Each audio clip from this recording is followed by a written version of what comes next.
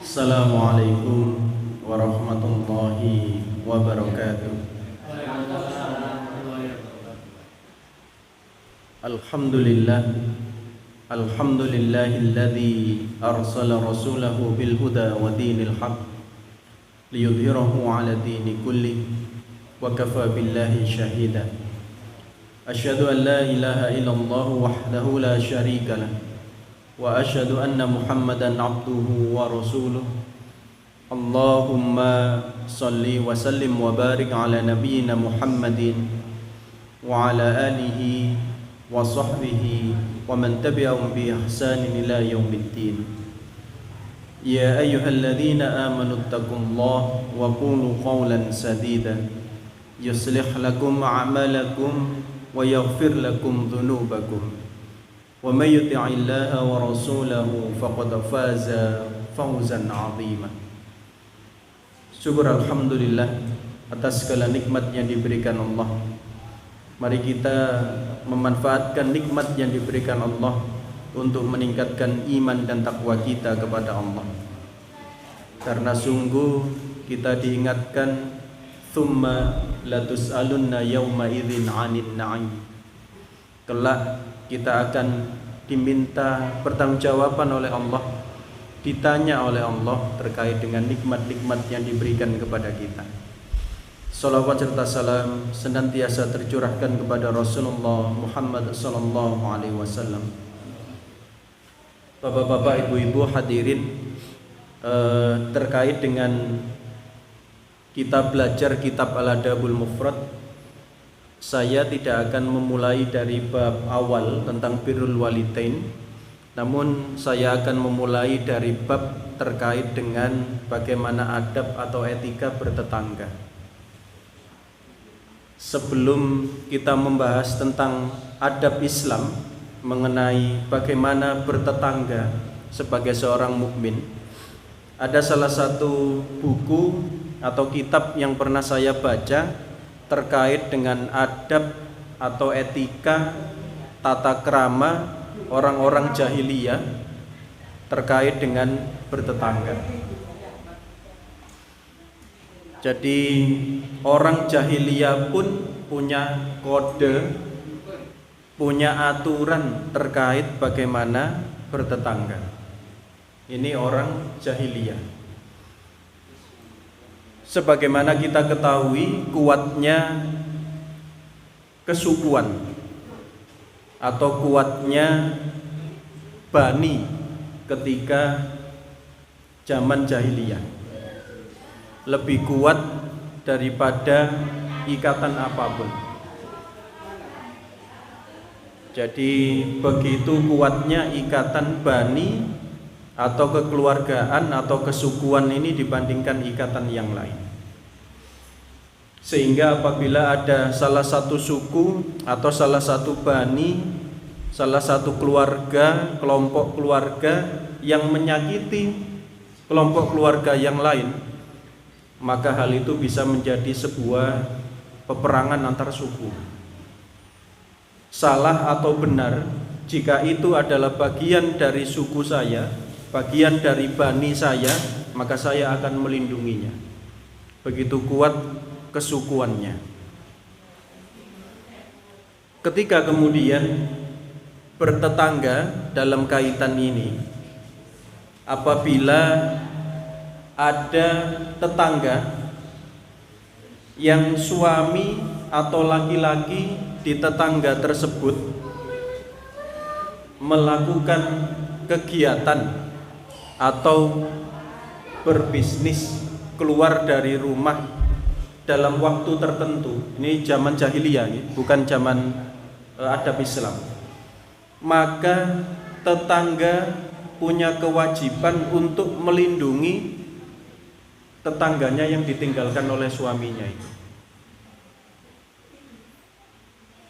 Bahkan akan bisa menjadi hukuman mati kalau sampai misalnya ini suaminya pergi tinggal anak perempuan dan istrinya, sementara tetangganya ini masih lengkap, belum ada kegiatan keluar dari rumah, maka ketika terjadi laki-laki tetangganya ini mengganggu keluarga tersebut, itu dianggap aib oleh masyarakat.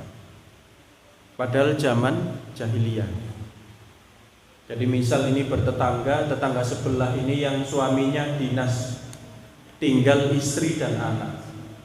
Lalu keluarga yang sebelahnya, laki-lakinya itu atau suami tetangga sebelah itu berani goda. Itu di zaman jahiliyah dianggap aib, bahkan bisa dihukum bunuh. Zaman jahiliyah. Bahkan ketika bertamu ke tetangganya, nah ini yang sampai hari ini juga tetap kita amalkan. Bertamu ke tetangganya, setelah memanggil, maka dia tidak boleh berada tepat di depan pintu atau tempat masuk rumah itu. Dia setelah memanggil tetangganya atau mengetuk pintu, akan bergeser untuk tidak berada di depan. Ketika dibuka kelihatan dalam. Itu zaman jahiliyah Bapak Ibu. Artinya ketika hari ini adab Islam mengajarkan bagaimana bertetangga itu, ada poin-poin di mana di zaman jahiliyah hal itu juga dilakukan oleh Rasulullah. Hal itu merupakan sebuah kebaikan, maka menjadi lestari. Sampai hari ini kita juga diminta berhati-hati terkait dengan bagaimana sikap kita terhadap tetangga. Dan ini ada di bab hadis ke-101 di dalam kitab Al-Adabul Mufrad, bab ke-55, diberi judul wasiat Jibril tentang tetangga. Ismail bin Abi Uwais mengabarkan kepada kami, ia berkata, Malik mengabarkan kepadaku dari Yahya bin Sa'id. Ia berkata, Abu Bakar bin Muhammad mengabarkan kepadaku dari Amrah an Aisyah radhiyallahu anha anin Nabi sallallahu alaihi wasallam qala ma zala Jibril sallallahu alaihi wasallam yusini bil jari hatta dhanantu annahu sayuwarithuhu. Dari Ummul Mukminin Aisyah, anin Nabi sallallahu alaihi wasallam qol ma zala Jibril atau malaikat Jibril masih saja yusini bil jari, berwasiat atau memberikan pesan yang sangat kuat terkait hubungan bertetangga. Hatta dhanantu annahu sayuwarithuhu, hingga seolah-olah, hingga aku mengira bahwa ia Jibril akan menetapkan warisan bagi tetangga. Jadi Ummul Mukminin Aisyah radhiyallahu anha, beliau menyampaikan malaikat Jibril itu terus-menerus berwasiat tentang pentingnya menjaga hubungan baik dengan tetangga. Sampai seolah-olah tetangga itu mendapatkan warisan, mendapatkan hak waris. Padahal tetangga niku dapat hak waris mboten. Ya niku, saking apike tanggoe sampai diparingi warisan. Padahal kita tahu bersama tidak ada kaitannya. Namun karena begitu pentingnya bertetangga, ini menjadi bagian dalam kehidupan kita. Apa yang sebenarnya kita cari dalam kehidupan ini tidak lain adalah ingin mendapatkan fadilah dari Allah. Apa bentuk fadilah atau keutamaan-keutamaan itu? Itulah yang akan kita cari. Contoh, ketika salah seorang sahabat Ansar bertanya kepada Rasulullah, "Ya Rasulullah, ayyul mu'minina afdal?" "Ya Rasulullah, bagaimanakah menjadi mukmin yang paling utama, yang afdol? Mukmin yang afdol itu yang bagaimana?" Qala, Rasulullah bersabda, "Ahsanuhum khuluqan." Mukmin yang paling afdol, istilah kita, itu adalah yang akhlaknya paling baik. Berarti mukmin yang paling utama itu diantaranya adalah yang akhlaknya baik terhadap tetangganya. Waalaikumsalam. Nah, di antara penjelasan kata dhanantu itu meyakini atau mencermati. Hingga aku meyakini, hingga aku mencermati, seolah-olah Jibril menetapkan warisan bagi tetangga. Adapun kata yusini bil jari, artinya dia memerintahkanku untuk menjaga hak tetangga dengan cara berbuat baik kepadanya dan tidak mengganggunya. Sayuwarithuhu, dia memerintahkan tetangga mewarisi tetangganya dengan cara memberikan sebagian hartanya bersama kerabat yang lainnya. Kandungan hadis ini penjelasan tentang besarnya hak tetangga dan keutamaan berbuat baik kepadanya. Yang kedua, boleh berharap besar untuk mendapatkan kemurahan hati jika mendapatkan banyak nikmat. Yang ketiga, boleh membicarakan sesuatu yang terbesit dalam hati tentang perkara kebaikan. Ini adalah hadis yang ke-101. Hadis ke-102. An Abi Suraih Khuzai anin Nabi sallallahu alaihi wasallam qala, "Man kana yu'minu billahi wal yawmil akhir falyuhsin ila jarihi wa man kana yu'minu billahi wal yawmil akhir falyukrim dhaifahu wa man kana yu'minu billahi wal yawmil akhir falyaqul khairan aw liyasmut." Insyaallah kita tidak asing, banyak di antara kita yang tahu tentang hadis ini. Dari Abu Shurah Al-Khuzai dari Nabi sallallahu alaihi wasallam, beliau bersabda, "Barang siapa beriman kepada Allah dan hari akhir, maka hendaklah ia berlaku baik kepada tetangganya." Barang siapa beriman atau siapa saja yang mengatakan beriman kepada Allah dan hari kiamat, maka hendaklah ia berlaku baik kepada tetangganya. Barang siapa yang beriman kepada Allah dan hari akhir, maka hendaklah ia falyukrim, memuliakan dhaifahu, memuliakan tamunya.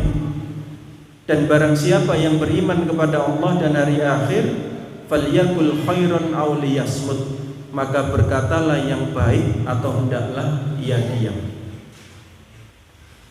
Kita diingatkan akan 3 hal. Yang mengatakan beriman kepada Allah, yang mengatakan percaya dengan hari kiamat, kita diingatkan 3 hal. Yang pertama, berlaku baik kepada tetangga. Yang kedua, memuliakan tamunya. Dan yang ketiga, hendaklah dia yang berkata yang baik-baik. Jika tidak bisa berkata yang baik, maka lebih baik diam. Yang pertama, terkait baik dengan tetangga. Lebih-lebih ketika di perumahan. Nah, ini PR-nya banyak bertetangga di perumahan. Tembok dempet, ya. Kadang atap ini jadi satu, ya. Kalau bongkar ganggu tetangga, kados griya Suratinawan, ya. Dikira temboknya 2 dempet, ternyata ketika dibongkar tembok satu bata dibagi separuh-separuh. Bayangkan ketika renovasi, ganggu mboten? Mesti ganggu. Niki mboten tepak, tonggoe kebocoran, ya. Belum kaitannya dengan suara, misalnya. Tetangga yang di rumah sebelah ini anaknya nangis atau apa, tetangga yang sebelah dengar. Mungkin pas sehat, pas loro untu. pas ngeluh ya. Waduh, kita bisa membayangkan bagaimana ketika begitu dempet satu perumahan ini dengan satu yang lainnya, ada hal kecil kados ten griya kula. Kalau ada yang salam, Pak, Assalamualaikum, niku bingung. Iki nang omah sing ngendi salame, ngoten nggih. Ditengkek ndak ke sini. Oh, ternyata ke tetangga sebelah. Ternyata tetangga sebelah juga sama. Kalau ada orang salam itu juga bingung. Iki salame nang ndi? Ini kalau tidak baik sesama tetangga, jelas akan jadi persoalan. Parkir mobil, parkir motor. Kalau sudah diparkir di depan rumah tetangganya, tetangga yang satu punya mobil, mboten saged medal. Itu juga sering jadi persoalan. Berangkat kerja, empun gopo selok telat, mobil tetangga diparkir di depan, ditelepon mboten diangkat-angkat. Nah, ini jadi persoalan juga. Perihal ingon-ingon. Ada yang memelihara ayam, ada yang memelihara kucing misalnya. Menawi griya ten desa kan luas, eco. Tapi kalau sudah di perumahan, ngingu PTE diculno. Niku saged dados persoalan besar. Kucing misalnya. Pinter kucing ini. Di rumah pemilik tidak pernah dia BAB sembarangan. Tapi ternyata di mana dia membuang kotorannya di rumah tetangga. Pinter nih kucing. Akhirnya jadi persoalan. Tetangganya, loh, kucing iso kok nih jadi persoalan. Dan kadang non sewu, buang kotorannya itu tidak di lantai, Mas. Naik ke mobil tetangga, buang kotoran di atas mobil. Mboten tukaran yok nopo niki. Nah, ini juga harus jadi perhatian kita. Gara-gara kucing akhirnya mboten rukun kali tombo. Padahal kucinge rukun ya. Menungsane mboten rukun. Nah, ini ya Allah penting sekali, nanti akan kita lihat terkait dengan bagaimana bertetangga. Kemudian kita juga diingatkan kaitannya dengan memuliakan tamu. Orang Jawa itu punya istilah gopoh, lungguh, suguh. Nggih. Kalau ada tamu niku gopoh, apa sing kudu dicepakno ya, enten terope dan lain sebagainya disiapkan. Kemudian lungguh, disiapkan tempat yang nyaman. Kemudian disuguhi. Nah, ini bentuk memuliakan tamu. Diantaranya 3 hal tadi itu bisa jadi banyak hilang, Pak, diantara kita. Ketika jenengan nanti kita membahas tentang memuliakan tamu atau adab terkait memuliakan tamu, itu sampai kita diajari ini nuwun sewu. Biasanya kalau kita wong Jawa niku kan kata mboten niku tidak berarti mboten ya. Benten kali pelajaran bahasa Inggris kalau ditanya kamu mau minum?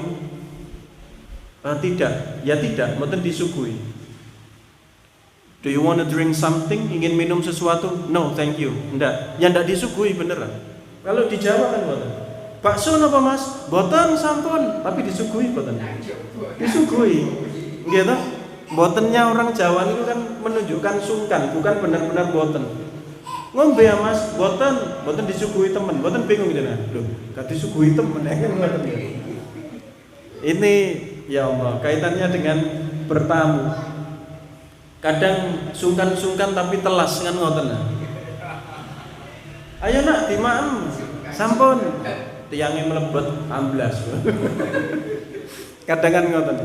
Sehingga hari ini kita tahu ternyata kaitannya dengan penghormatan tamu. Hasan itu menyampaikan, Kiai Haji Ahmad Dahlan juga menyampaikan akan menemukan 2 hal di Jawa ini. Di Indonesia ini ada adat, ada adab ternyata. Jadi ada adat, ada adab. Adat ini selama tidak nyalahi adab tidak ada masalah. Contoh, saya punya saudara ipar. orang Padang. Ketika setiap mampir dari satu rumah ke rumah, Idul Fitri ini dari satu rumah ke rumah itu mesti disuguhi makan. Jadi dalam sehari itu bisa, bayangkan ini ada ongku dan lain sebagainya yang didatangi, semuanya menyiapkan nasi, makannya nasi, maksudnya menyiapkan nasi.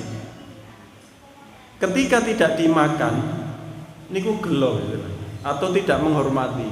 Tapi ketika dimakan sedinten ping pinten mak Idul Fitri ini. Ya.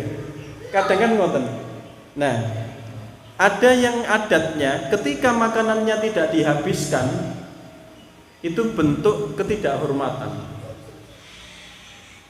Tapi kalau di Jawa umumnya menawi sedanten ditelasaken niku geragas. Nggih. Lho kan enten adate dhewe-dhewe. Lho, dientekno iki bane misale mang boten tibane entek bersih itu kan adat Jawa kan geragas ini ngoten.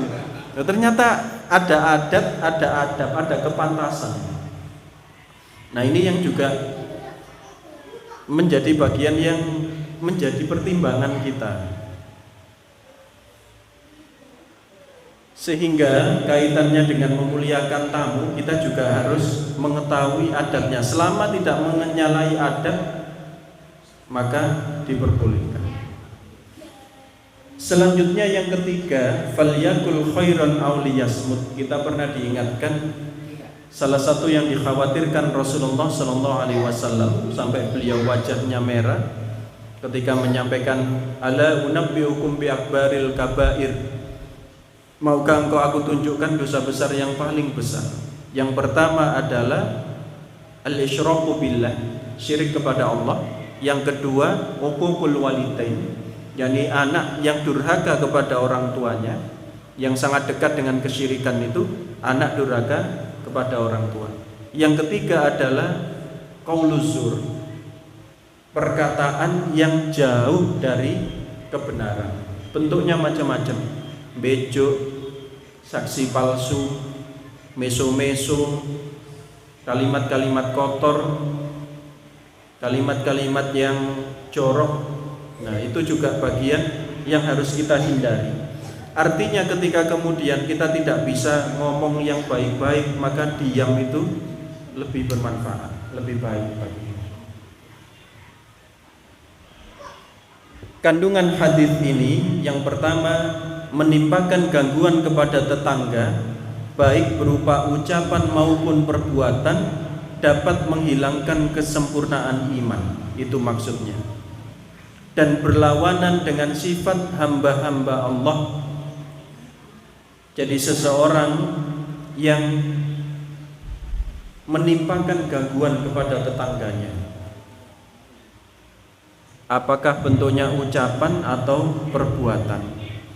Dan hal ini Bapak Ibu tidak melihat suku.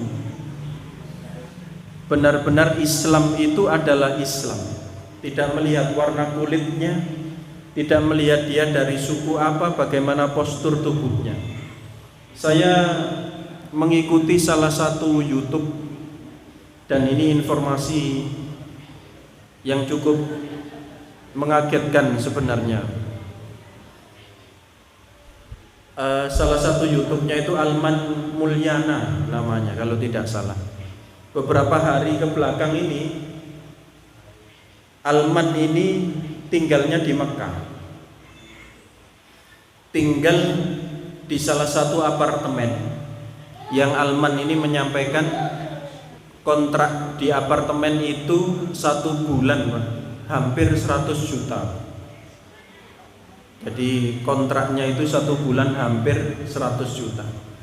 Nah, dia tinggal di apartemen itu semuanya orang Arab karena di Mekah, kecuali Alman dan keluarganya, istri dan anaknya tinggal di sana.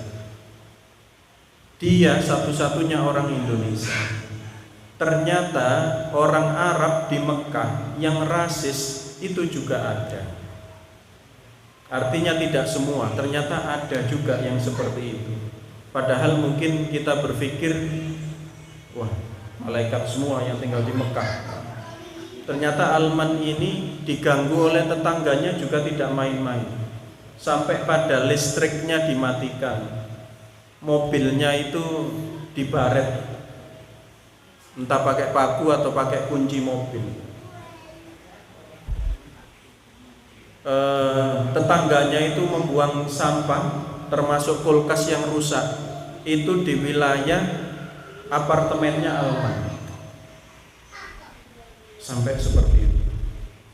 Artinya di satu sisi kita melihat Islam ini benar-benar karakter yang tertanam pada seorang insan. Tidak peduli apa sukunya, apa warna kulitnya.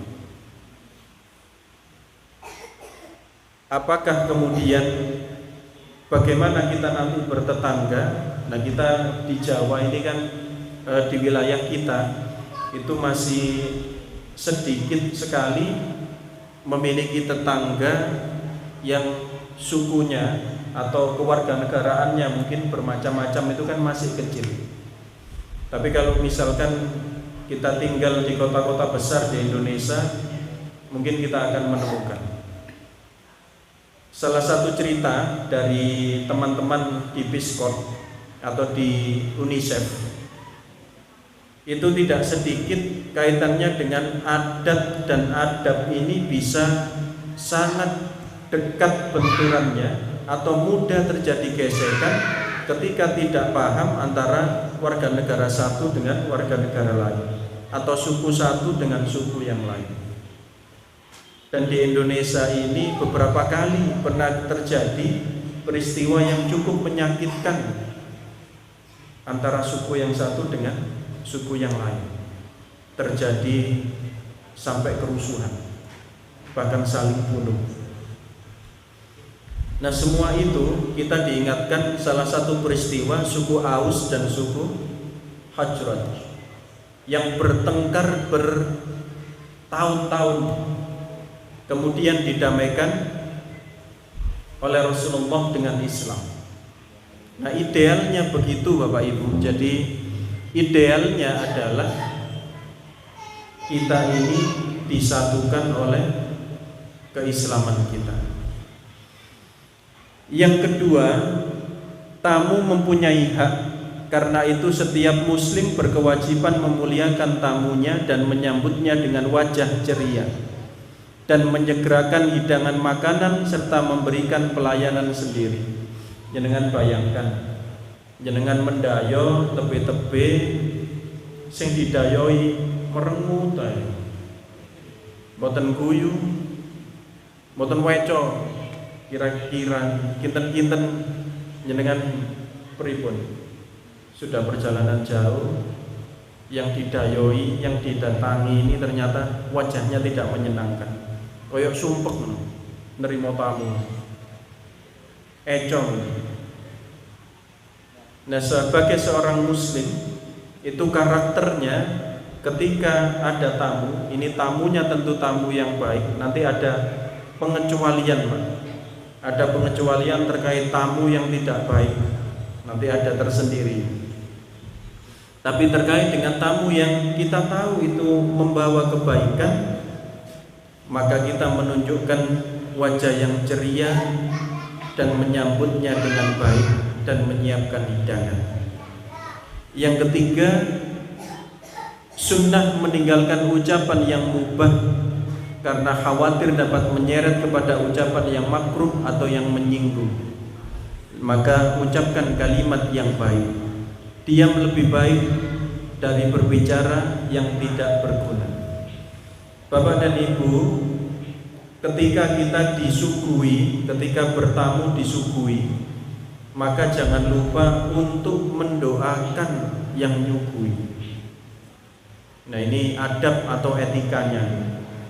Jadi jika kita disuguhi hidangan, maka jangan lupa etika atau adab kita adalah menyampaikan terima kasih dan juga mendoakan yang memberi hidangan.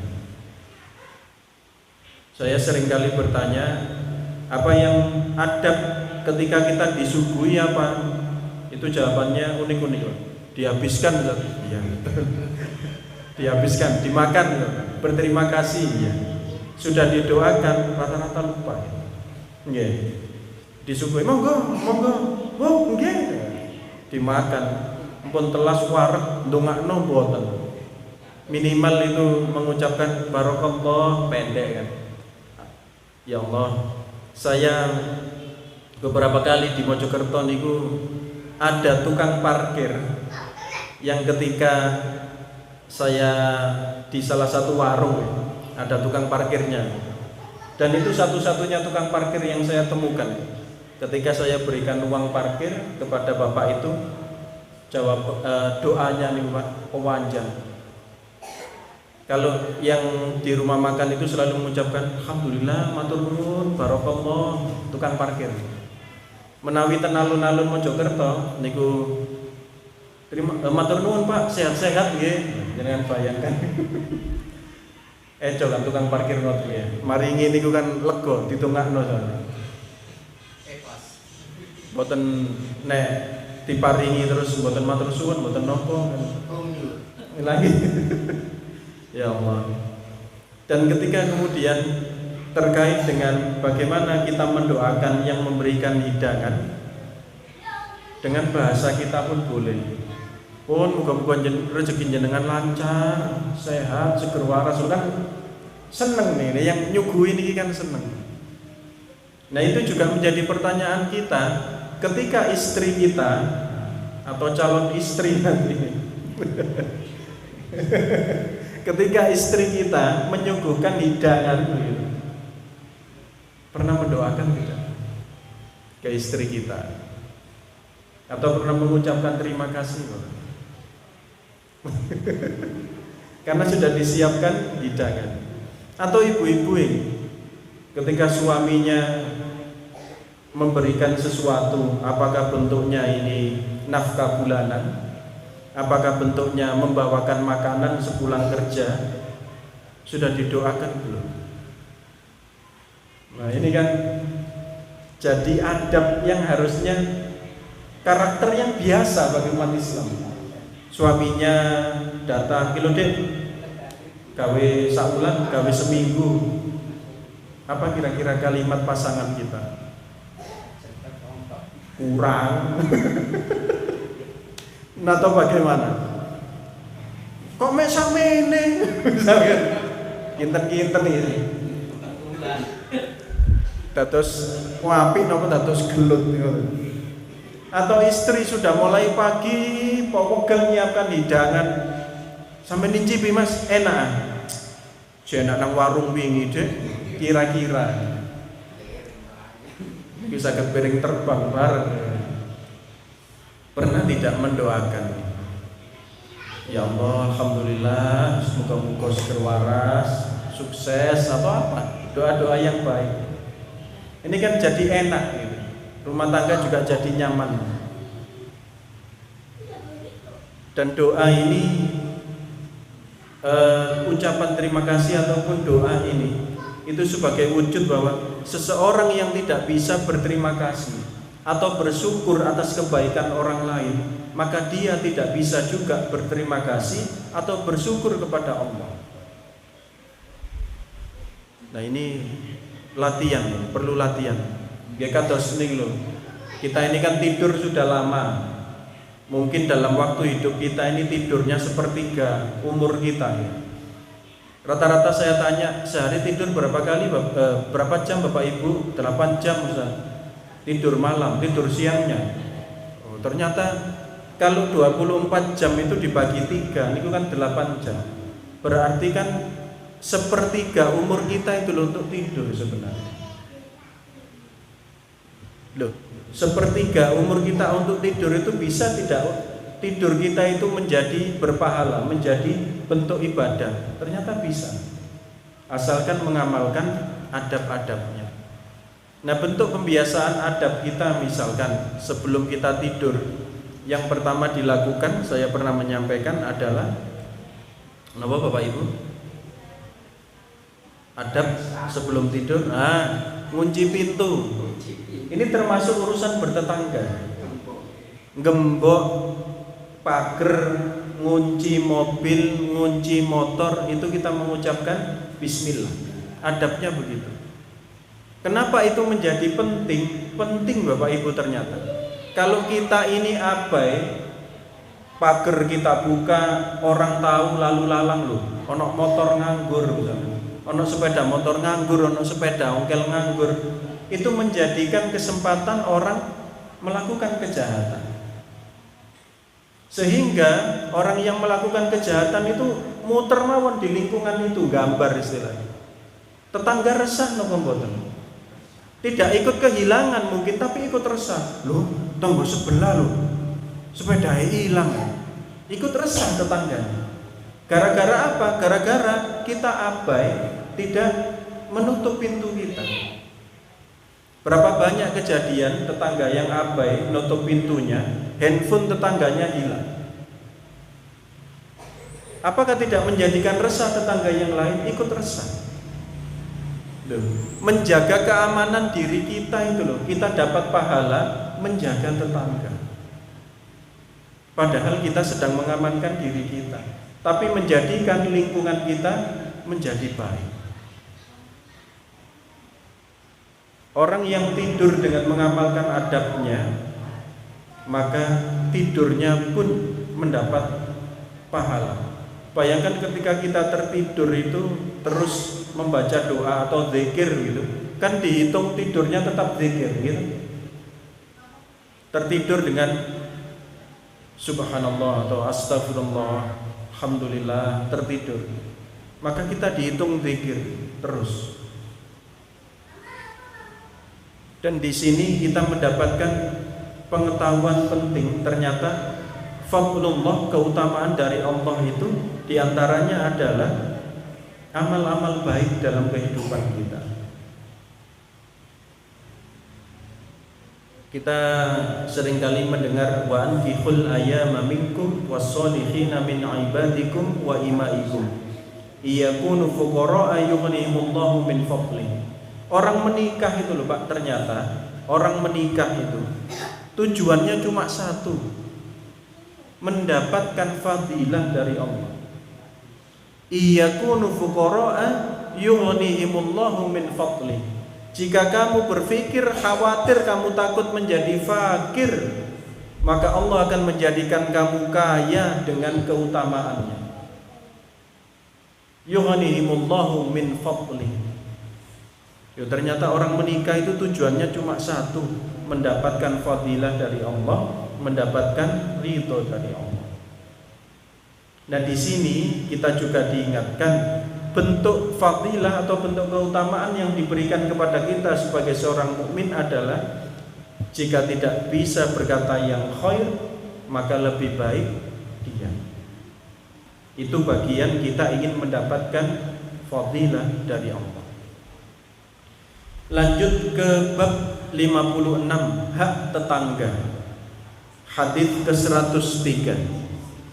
Ahmad bin Humaid mengabarkan kepada kami, ia berkata Muhammad bin Fudail mengabarkan kepada kami dari Muhammad bin Sa'ad, ia berkata, aku mendengar Abu Zabyah Al-Qala'i berkata, Sami'tul Miqdad bin Aswad yaqul, sa'ala Rasulullah sallallahu alaihi wasallam ashabahu aniz zina qalu haram haramahullahu wa rasuluhu faqala la an yasniya ar-rajulu bi asri niswatin aisaru alaihi min ay yasniya bimra'ati jari min ay yaziniya bimra'ati jari, istri atau perempuan tetangganya. Fasa'alahum anis sariqat qalu haram haramahullahu wa rasuluhu faqala la an yasriqa min asyrati ahli abyatin aisaru alaihi min an yasriqa min baiti jari. Aku mendengar Miqdad bin Al-Aswad mengatakan Rasulullah bertanya kepada para sahabatnya tentang zina. Mereka menjawab haram karena Allah dan Rasulnya telah mengharamkannya. Maka Rasulullah bersabda, seseorang yang berzina dengan 10 wanita lebih ringan dosanya dibanding berzina dengan wanita atau istri tetangganya. Ngeri. Zina dengan perempuan atau dengan istri anak perempuan tetangga itu ternyata dosanya 10 kali lipat. Tapi pun mikir ngeten, berarti nek gak ambek tonggo gak apa-apa. Mboten kali tonggo mawon dosane gede. Napa malih kali tonggo? Maksudnya begitu. Tapi mungkin diolah-wali. Berarti nek gak ambek tonggo titik dosae, ngoten iki bahaya. Seseorang yang mencuri, apa pendapatmu? Sahabat menjawab, haram, karena Allah dan Rasulnya telah mengharamkannya. Maka Rasulullah bersabda, seseorang yang mencuri dari 10 rumah lebih ringan dosanya dibanding dia mencuri dari rumah tetangganya. Berarti ketika kita melakukan hal yang buruk kepada tetangga kita, dosanya tikel-tikel 10 kali lipat. Ngerasani orang yang bukan tetangga, dosanya sudah besar. Ngerasani tetangga berarti dosanya 10 kali lipat. Tonggone gak ada mobil anyar, mulai resah. Don, jarene gak duwe-duwe mobil anyar, ngingu doyol balik. Nggih kan macam-macam kan. Jare gak duwe-duwe lho, mobilnya ganti ya. Mbok balik, ngingu doyol balik. Pesugihan balik ngenten mawon. Wong menungso niku nek dengkiri niku sak entenen metune niku sak karep-karepe dhewe. Ngoten iki. Dikarang-karang dhewe kan ngoten. Berarti kalau kita membicarakan keburukan tetangga kita, dosanya berlipat. Ini diantara pengingat kita, soro ya duwe tonggo ini. Harus hati-hati kaitannya dengan bertetangga, dan itu karakter mukmin yang percaya kepada Allah, percaya kepada kiamat, maka dia akan hati-hati terkait dengan bertetangga ini. Peringatan keras agar tidak mengganggu tetangga, baik dengan perbuatan atau ucapan. Mboten ngerasani tonggo, tapi nek nyetel musik bau wanter kaya wong tanggapan. Niku kan ngeten. Wayane dielingno, Mas, ojo banter-banter kok ganggu tonggo. Lah apa salon-salonku dhewe, kuping-kupingku dhewe. Lah apa sampean ngurusi? Nek kepengin sepi kono nang kuburan, ngoten. Repot kan ya. Dan kita punya tetangga yang meresahkan itu juga ndak enak loh, Pak. Tidak nyaman dalam kehidupan kita. Atau mungkin bukan son nyervis sepeda motor di blayer tetangga sebelahnya, Mas ojo banter-banter Pak iki lho loro wabah cek nang mati bisa ngoten nek kadang kali mati. Ya Allah, ini kehati-hatian kita kaitannya dengan bertetangga. Ingat 10 kali lipat. Sampun Nisa, saya lanjutkan sedikit. Salah satu hak tetangga adalah tidak dibuat takut dalam urusan harta dan keluarganya. Jenengan gak ada tanggi,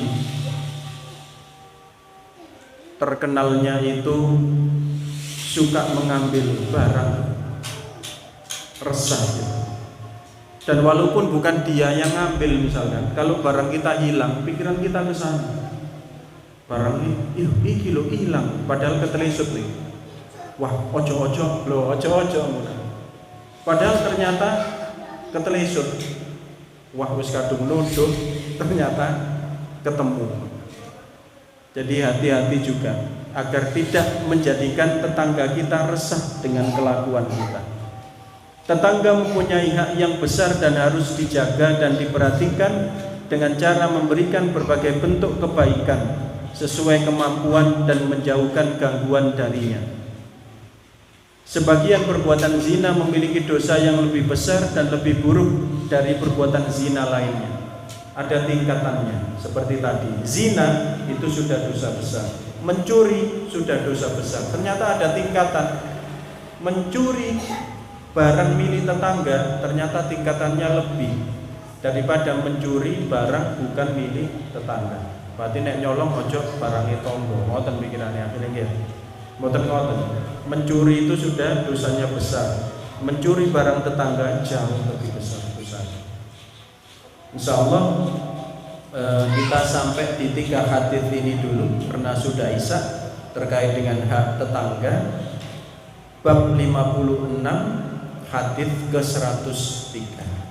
Insyaallah dalam pertemuan-pertemuan selanjutnya kita bisa diskusikan dan kita lanjutkan terkait dengan hak tetangga, karena nanti ada kondisi di mana kita boleh menolak tetangga yang akan berkunjung atau mendayo ke rumah kita. Ada kondisi boleh. Kenapa? Karena khawatir rumah kita itu menjadi tidak baik. Contoh ini, satu saja. Enten tanggi niku ben ketemu mesti ngejak rasan-rasan. Suatu hari ingin datang ke rumah kita, kita khawatir. Bikin kono nang omahku suwe, mesti ngejak ngerasani. Itu kita boleh tauriah. Contoh, yuk sepurane yo komporku mang lho. Ini tauriah. Orang berpikir apa kompore? Oh paling ngenget atau sedang masak. Padahal cuma mau bilang komporku lho. Padahal kompore mboten napa-napa. Itu tauriah. Atau dalam bentuk kalimat yang lain, sepurane yo, aku mang lho, seta anakku lo ngenteni aku. Karena anak yang di rumah, lebih-lebih anak kecil itu pasti nunggu orang tuanya, walaupun tidak sedang ditunggu. Ini bukan berbohong, tapi adalah bentuk ketika kita khawatir terjerumus dalam dosa atau terjerumus dalam maksiat kepada Allah. Maka justru kalau sudah seperti itu, lebih baik tetangga tidak sampai masuk ke rumah kita, karena keberkahannya bisa hilang rumah kita. Nah ini satu contoh saja, nanti ada beberapa contoh yang lain. Insya Allah ini yang bisa saya sampaikan untuk malam hari ini.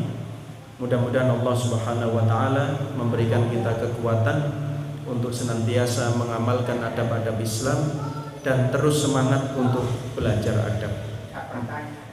Konten pertanyaan. Nggih. Assalamualaikum warahmatullahi wabarakatuh. Waalaikumsalam.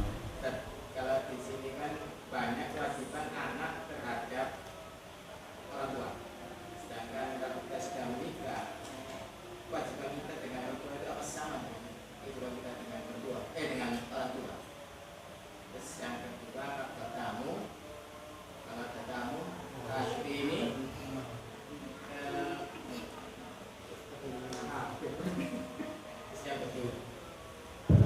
yang kedua, kalau ada tamu, kebetulan tamu itu datang dan kita punya keperluan, apa yang sudah lakukan? Kebetulan keperluan ini sangat mendesak. Gimana cara supaya tidak tersinggung? Baik. Di dalam kitab Al-Adabul Mufrad di bab awal kita akan menemukan beberapa penjelasan terkait dengan hak dan kewajiban anak ke orang tua ke anak. Itu nanti akan kita temukan. Dan ketika seorang anak sudah menikah, itu nanti ada hal-hal anak perempuan dan anak laki-laki, posisinya juga akan ada pergeseran tanggung jawab, pergeseran kewajiban. Contoh, ketika seorang gadis belum menikah tinggal dengan orang tuanya, maka sepenuhnya dia ada dalam perlindungan orang tuanya. Namun ketika sudah menikah, maka dia ada di dalam perlindungan suaminya. Maka ketika ada di bawah perlindungan siapa, disitulah tanggung jawab dia. Hal itu berbeda dengan posisi anak laki-laki.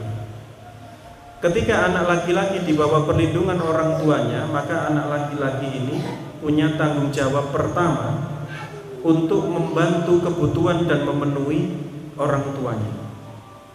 Namun ketika anak laki-laki ini sudah punya istri, sudah punya anak, terjadi pergeseran. Tanggung jawab utamanya bukan lagi orang tuanya, tapi anak dan istrinya. Ke orang tua apakah tidak berbakti? Tetap berbakti. Tapi kita diingatkan ada prioritas siapa yang pertama menjadi tanggung jawabnya. Bahkan di dalam fikih, Pak, nanti kalau kita belajar fikih, orang tua yang masih mampu bekerja itu oleh hakim bisa dipaksa untuk bekerja, untuk memenuhi kebutuhannya dan tidak meminta kepada anaknya. Sampai seperti itu. Itu bahasan panjang tapi nanti. Jadi misal ini ada orang tua ini masih mampu bekerja, tapi memaksa anaknya, gaji anak laki-lakinya ini harus ke orang tuanya dulu, sampai anak dan istri dari anaknya ini atau menantu dan cucunya ini mboten keplaur. Itu ketika dibawa ke dalam hukum Islam, maka orang tua bisa dipaksa oleh hakim untuk bekerja memenuhi kebutuhannya sendiri. Kenapa? Karena tanggung jawab seorang suami itu yang pertama adalah untuk istri dan anaknya dulu, memenuhi kebutuhannya. Walaupun terkait dengan pemenuhan kebutuhan itu kembali kepada al-urf namanya, kembali kepada adat atau kebiasaan juga. Karena kebutuhan satu keluarga dengan keluarga yang lain itu bisa berbeda. Salah satu kitab yang cukup detail Ibnul Jauziyah, insya Allah, yang pernah saya baca itu. Contohnya, seorang laki-laki menikah dengan seorang gadis. Gadis ini anak dari keluarga yang biasa-biasa saja secara finansial. Maka itu akan berbeda pemenuhan nafkah atau kebutuhannya, adat istiadatnya, kebiasaannya dengan menikahi seorang gadis anak konglomerat. Itu akan berbeda. Apalagi bapaknya sudah pesen, anakku ini kecil gak tahu sorong. Mboten ngeri ya. Nek rabi ambek awakmu, anakku tambah soro, satu tak tarik mulai aja, mboten tambah ngeri. Kan beda, Pak, pemenuhan kebutuhannya. Nah ini sekali lagi juga hati-hati. Sampai beliau itu membahas realitas pernikahan, Pak. Seorang pemuda menikah dengan pemudi dalam kondisi normal, maka dia bisa mencintainya, harta sedikit pun wanitanya bisa nerima, karena ada cinta yang muncul. Tapi akan berbeda ketika seseorang yang jauh lebih tua menikah dengan seorang gadis yang lebih muda, jauh lebih muda. Karena gadis ini bisa menemukan yang dicintai adalah bukan bapaknya ini, tapi hartanya ini. Itu juga akan timbul hal yang berbeda. Lalu apakah boleh? Boleh. Boleh tidak?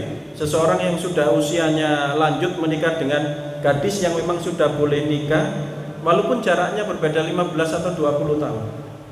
Selama pernikahannya itu sesuai syarat dan rukunnya, sah, ya sah. Namun perihal perasaan bisa berbeda. Nah itu beliau menyampaikan bagaimana artinya seseorang yang sudah tua menikah dengan gadis, maka beliau menasehati, maka siap-siaplah dengan harta yang banyak, katanya begitu. Dan itu berbeda ketika sama-sama muda, pemuda dan pemudi yang merajut rumah tangga mulai bawah, saling cintanya lebih kuat. Maka ketika timbul persoalan mungkin akan berbeda dengan seorang yang sudah usianya lanjut ini mendapatkan gadis, timbul persoalan ekonomi, maka akan lebih mudah gadis ini untuk pergi mencari seseorang yang lebih kaya. Itu dibahas oleh beliau dalam, saya ya Allah, lupa nama kitabnya. Dibahas detailnya sampai urusan-urusan seperti itu. Karena itu kan berdasarkan realita yang ada di masyarakat. Jadi nanti hak dan kewajiban di dalam kitab Al-Adabul Mufrad ini dibahas orang tua kepada anak, anak kepada orang tua, anak kepada ibu, anak kepada bapak, suami kepada istri, istri kepada suami. Itu ada adabnya. Ya nanti pembahasan detailnya bersabar akan kita lalui, akan kita dapati. ulama itu menyampaikan begini, seseorang yang dari nol ingin belajar fikih sampai menjadi ahli fikih, itu kalau dia serius membutuhkan waktu 3,5 tahun selama dia mau serius untuk belajar fikih. Tapi belajar adab itu Pak dengan serius butuh waktu 30 sampai 35 tahun. Oleh karena itu di dalam kitab At-Tadhkirah Imam Al-Qurtubi itu membagi 2 kurikulum besar. Sebelum usia 40 dan setelah usia 40. Itu yang dipelajari beda. Kalau sebelum usia 40 itu yang banyak harus dipelajari adalah bab hukum, bab adab, itu harus banyak dipelajari. Tapi kalau sudah usia 40 ke atas yang banyak dipelajari apa? Kitab tobat. Jadi kitab harapan dosa-dosanya diampuni, itu 40 ke atas lah. Jadi sebenarnya kitab adab ini cocoknya untuk Mas Dika. Kalau untuk kita ini At-Tadhkirah saja. Karena pengingat untuk urusan-urusan kembali kepada Allah. Jadi nanti kenapa itu penting? Supaya di usia 40 sudah tahu hukum Pak. Khawatirkan anak-anak kita ini semakin dewasa tidak tahu adab. Kenapa? Karena memang tidak pernah diajarkan di sekolah. Kecil sekali Pak pendidikan adab itu. Yang banyak itu adalah pendidikan terkait ilmu, pengajaran, dan urusan nilai. Kecil sekali. Nah ketika saya dulu di pesantren, justru yang menjadi pedoman pertama itu kitab adab yang disusun pesantren. Pernah saya sampaikan, banyak anak itu yang ketika dipesantrenkan itu merasa dibuang oleh orang tuanya. Papa itu tidak sayang ke saya Ustaz, makanya saya ditaruh di pesantren. Begitu kalimatnya. Tapi dengan kitab adab itu anak tahu porsinya. Oh, ternyata maksud orang tua itu begini, saya diposisikan di pesantren. Oh, ternyata anak itu punya kewajiban seperti ini ke orang tua.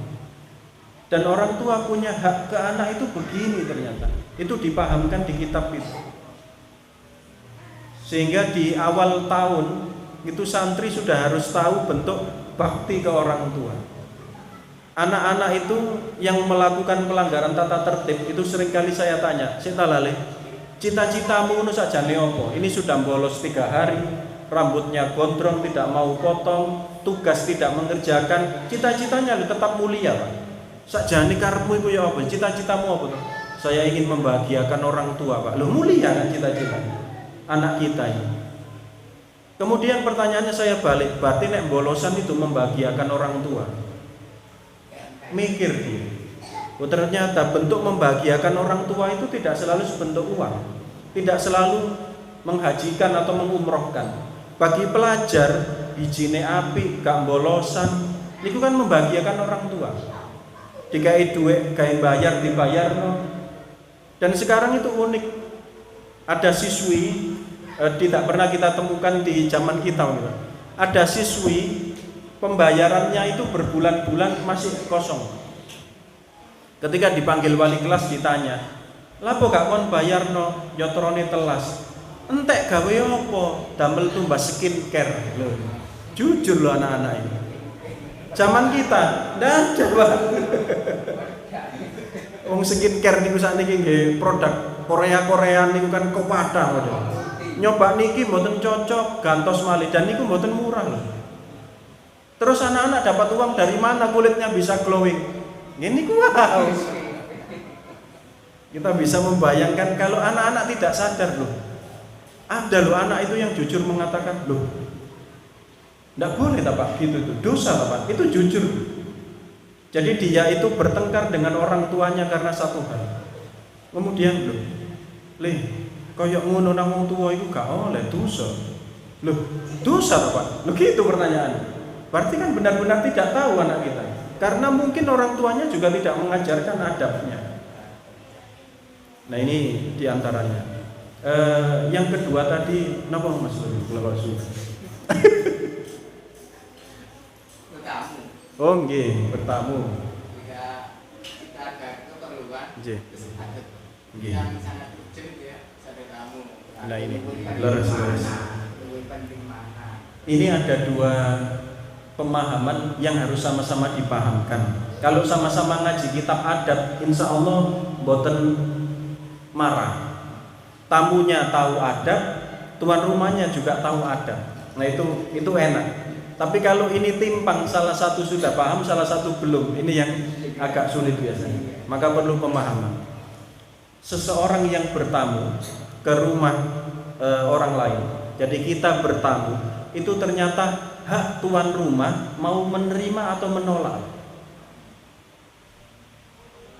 Jadi misal memang kita ini kondisinya sedang tidak siap untuk ditamui, itu menolak, itu tidak dosa. Tapi itu tadi ketika tamunya mafhum. Tapi ketika tamunya tidak mafhum, tidak paham kondisinya, mesti enak-enak kalimatnya. Didayoi gak gelem glani sombong, tidak tahu kondisi di rumah. Maka ada sing ngeten iki. Kita ketika ke rumah seseorang, salam itu dibatasi berapa kali yang kita tahu? 3, tanya begitu ya. Pun salam ping 3 kok mboten dibuka-bukakan pintu, apa yang kita lakukan? Gitu. Apakah itu kita lakukan? Belum tentu. Kadang niku salame pisan, dok-dok bolak-balik, entap-entip. Kok ono sih? Ding-dingan ya. Nggih nek tuan rumah niki pas nutup aurat kan mboten. Kan api-api wong jahiliyah wau ya. Mantun bengok minggirnya. Kadang kan ngoten. Pagere dioklek-oklek. Kadang pager niku kan mboten digembok, cuma ditutup. Salam-salam gak krungu dibuka dhewe pagere. Wis aku mlebu dhewe. Nggih. Saking apine. Nah itu Pak sebenarnya nyalahi adab. Karena kita harus tahu bahwa kondisi tuan rumah ini siap atau tidak didayoi. Nah tuan rumah yang tahu ketika misalkan ada kesibukan maka disampaikan. Mungkin bertamu pada lain kali, disampaikan hajatnya atau keperluannya. Ini kalau sama-sama paham itu enak. Jadi jenengan harus lihat dulu ini tamu sopo ini. Iki paham apa ora ya? Kalau tidak itu penjelasannya lebih panjang. Saya pernah dapat pelajaran yang berharga sekali ketika ngaji hadis di Ustadz Hasim Manan. Terus opo nggih? Ketika saya tidak hadir, saya tidak memberi kabar, besoknya diingatkan. Diingatkan dalam hal apa? Antum ini tidak memberi kabar. Saya sudah memfotokopi, Ustaz Hasim kan menawi ngaos kan selalu ada makalah. Saya sudah memfotokopikan makalah. Terus makalahnya ini bagaimana? Itu saya ingat betul. Artinya beliau sudah mempersiapkan sesuatu, tinggal satu makalah, tidak ada keterangan, saya tidak hadir. Itu ketika saya kuliah, ya Allah, pelajaran saya ingat-ingat itu sampai sekarang. Uang iku nek diundang gak teko, gak ngekei kabar, ternyata sing ngundang gelo. Wis tak cepakno berkah, gak ono kabar gitu. Kita bisa membayangkan itu. Yang kedua, saya pernah janjian dengan beliau, Pak. Saya bereset setengah jam gara-gara perjalanan dari Surabaya, dari Unesa ke Trosobo itu macet. Nggak main-main, terlambat saya setengah jam. Ketika saya datang, beliau keluar dari gerbang. Langsung beliau sampaikan, tadi janjiannya jam berapa? Jam sekian Ustaz. Sekarang jam berapa? Jam sekian. Datang lain kali ya. Ngoten Ustaz Hasim. Itu pembelajaran adab yang luar biasa. Termasuk Idul Fitri nih, Pak. Kan kita biasanya lebih eco ngeten, Bang. Lebih eco ngeten nyuguhi tamu nih. Kan lebih praktis. Ustaz Hasim ngoten, enten teko kali gelas alit-alit. Namanya santri ini kan kita anggap. Ustaz, mboten eco aqua gelasan ngeten iki ya. Kata beliau begini. Banyak yang saya suguhi itu diminum sedikit. Setelah itu ditinggal. Loh itu kalau saya bukan, saya tuang itu loh bisa 1 ember lebih. Nggak mubadir, katanya begitu. Kalau gini kan enak, haus nyuntek sedikit, sampai ngotot Ustaz Hasim Manan mengajarkan adab ke santri-santrinya. Ya Allah. Insya Allah Ya ini kenapa panjang sekali pembahasan tentang adab itu, kita akan tahu. Oh, ini ternyata nyalai adab, ini tidak nyalai adab. Dan pendiri negeri ini tuh Pak, sudah ngerti tabiat bangsa Indonesia. Makanya di sila kedua itu kan kemanusiaan yang adil dan beradab. Dan oleh Buya Hamka disampaikan adab ini dari bahasa Arab. Maka kalau ingin mempelajari tentang adab, rujuklah dari bahasa aslinya. Dan Al-Quran itu bahasa Arab. Kalau ingin merujuk adab, lihat Al-Quran, lihat hadis. Maksud beliau begitu. Bukan adab dalam tanda kutip sesuai kemauan kita, tapi harus merujuk kepada Islam. Maksud beliau begitu. Insyaallah sementara nanti monggo dalam diskusi-diskusi kita terkait dengan adab dan etika ini kita sama-sama belajar, karena kadang orang itu ketika diuji dengan kenikmatan, dengan kesenangan bisa lupa, diuji dengan kesusahan juga bisa lupa.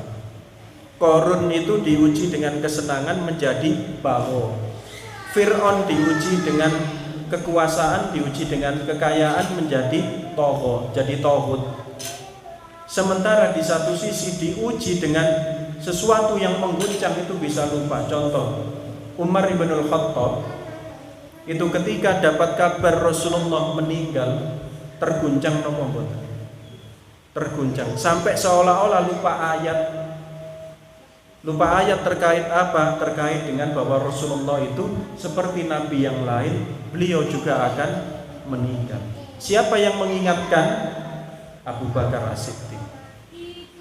Nah ini sekali lagi menjadi perhatian kita terkait dengan pentingnya adab dalam kehidupan keseharian kita, supaya kita menjadi manusia yang adil dan beradab, hati Pancasilais. Alhamdulillah, mari kita tutup dengan istighfar dan doa kafaratul majelis.